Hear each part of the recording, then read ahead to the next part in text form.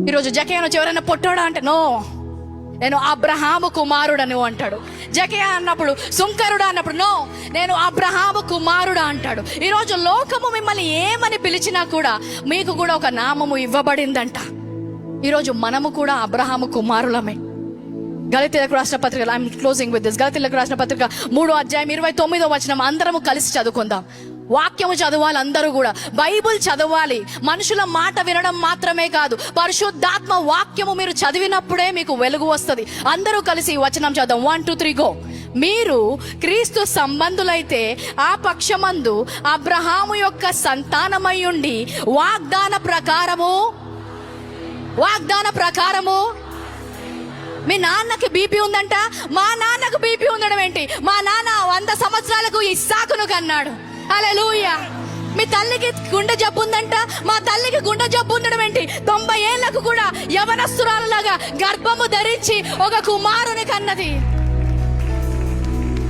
మీ ఇంట్లో మీ మామయ్య కాత్ర, మా మామ మోషే 80 ఏళ్లకు కూడా సినాయి పర్వతం ఎక్కాడు. హల్లెలూయా.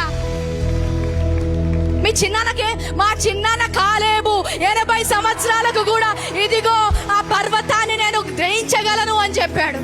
హల్లెలూయా. ఏం చేశాడు? ఈరోజు అబ్రహాము సంతానముగా మనల్ని మార్చాడంట. నీవు నీరసంగా ఉన్నావు, నువ్వు కనలేవు బిడ్డల్ని అంటే నేను కనకపోవడం ఏంటి? నా తల్లి అయిన శారా 90 ఏళ్ళకు కనగలిగితే నేను కనలేని చెప్పడం అది నా గుర్తింపు కాదు. అబ్రహాము, ఇస్సాకు, యాకోబు దేవుడు ఈరోజు ఎవరి దేవుడు? హల్లెలూయా.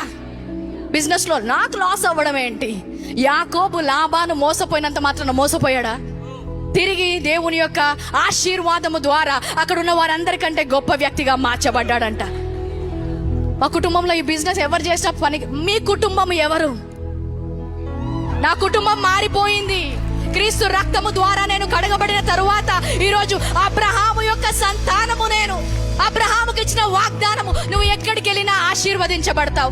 ఏ దేశంలో ఉన్నా ఆ దేశంలో ఆశీర్వదించబడతావు. అది నా కుటుంబము, అది నా వాగ్దానము.